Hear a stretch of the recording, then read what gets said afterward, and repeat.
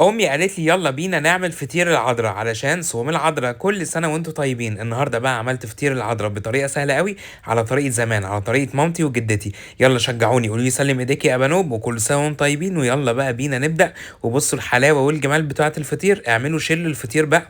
اول حاجه كده عندي كوبايه من الزيت هسخنها كويس قوي. قولوا لي انتوا الفطير بتعملوه بزيت سخن ولا بزيت بارد؟ انا بعمله بزيت ايه يعني يكون بيقدح شويه. عندي بقى معلقه كبيره من الخميره ومعلقه سكر ونص كوبايه ميه تكون دافيه يا جماعه مش سخنه. تمام، ممكن من الحنفيه، هي كده كده الميه بتنزل من الحنفيه دافيه. خلي بالكو. يبقى انا اول حاجه سخنت الزيت، وتاني حاجه عملت الخميره وهسيبها في مكان دافي كده لمده ربع ساعه. بعد كده عندي كوبايه من السكر، عليها كوبايه من الميه تكون دافيه برضو يا جماعه، وعليها كده كيسين من الفانيليا اللي هم حوالي معلقه من الفانيليا.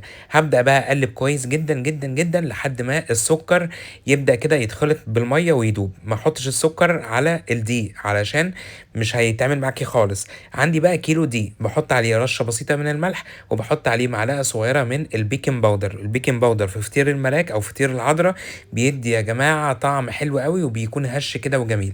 بعد كده بعمل كده ايه حفرة صغيرة، وبنزل بيه كوباية الزيت المغلي. بصوا يا جماعة نازل ايه اكنه بيقدح، اكني بعمل الكحك. بصوا الحلاوة والجمال. هفضل بقى اقلب. والخطوه دي يا جماعه لازم اقلب كويس قوي، وادخل كده الزيت جوه ايه جوه الدقيق. تمام، وبعد كده لما يبرد خالص، انا قعدت ايه حوالي مثلا 5 دقايق اقلب. وبعد كده لما الزيت برد خالص هبدا بقى ابس. والبس ده اللي هو بدخل ذرات الدقيق جوه ايه جوه الزيت. تمام، كله بيبقى واخد من بعضه، بيبقى عامل كده شبه الرمله بتاعه البحر. بصوا شبه رمله الساحل كده ازاي. بصوا حلو وجميل ازاي. بعد كده بقى يا جماعه هبدا كده انزل بالميه والسكر ورشه الفانيليا اللي انا كنت مدوبها بايه بالميه. طب انا كوبايه السكر حطيت لها قد ايه ميه؟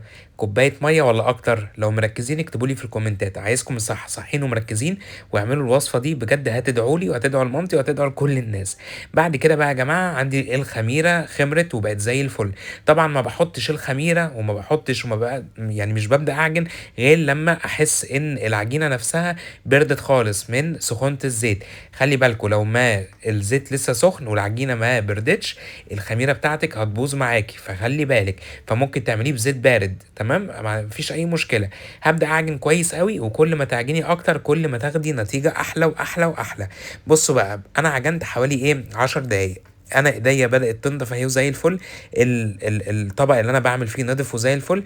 ببدا كده ايه اعمل زي البقجه الكبيره، واسيبها كده يا جماعه، واغطيها كده بالستريتش رول لو ما عندكيش فوطه حلوه، ودخليها في مكان دافي كده.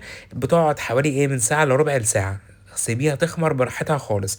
عقبال ما تخمر بجيب بقى الصينيه، ببدأ ادهنها ايه ببدأ ادهنها زيت. لو عندك الختم بتاع العذراء هاتيه، بنجيبه حلو. انا عندي الختم بتاع الملاك فمش هيقول لا يعني. بعد كده دهنته برضو هو التاني زيت. بعد كده بعد ساعة بصوا يا جماعة الفطير بتاعنا بدأ ايه خمر وبقى زي الفل. انا الفطير بخمره حوالي ايه 3 مرات. مرة وانا بعجنه العجينة الكاملة، وبعد ما اعمله كورة كده زي ما انتم شايفين بخمره تاني، بسيبه يخمر تاني، وبعد ما اختمه بسيبه يخمر للمرة التالتة. يبقى بخمره كام مرة 3 مرات. بعمل كده الكوره دي او البقجه زي ما انتم شايفين. بعمل بقى الكور دي، وعايز اقول لكم ان كميه الكيلو دي عملت معايا حوالي 20 كوره، يعني 20 فطيره. بصوا الحلاوه والجمال. بعد ما سبتها تخمر تاني حوالي كده ربع ساعه، والكوره بقى كبرت، ببدا كده بايديا افرد يا جماعه. ولا بقى بايه ولا بفراده ولا باي حاجه، هو بايديا كده، وما لزقوش قوي في بعض. وبالختم بتاعنا اللي انا دهنته زيت ببدا كده ايه اختم يا جماعه الفطير بتاعنا. طب لو ما عندكوش ختم عادي بنسيبه زي ما هو مش هيقول لا. بعد كده بسيبه يخمر تاني حوالي ربع ساعة. بصوا يا جماعة بعد ما خمر بدأت ايه الفطيرة تعلى شوية. دخلتها على درجة حرارة 200. بصوا يا جماعة هتاخد لون من تحت، هتفتحي عليها الشواية كده دقيقة واحدة هتاخد اللون من فوق، وهيبقى أحلى فطير عذرة هتعمليه لصيام العذراء. بجد يا جماعة جربوا الطريقة دي هتعجبكم على ضمانتي، وهتدعوا لي دعوة حلوة قوي. لو الفيديو عجبكم اعملوا له شير لكل حبايبكم، وقولوا لي مين كنتوا بتاكلوا من ايديه الفطير زمان، وقولوا لي الوصفة دي حلوة ولا لا. كان معاكم ابانوب وبحبكم قوي قوي.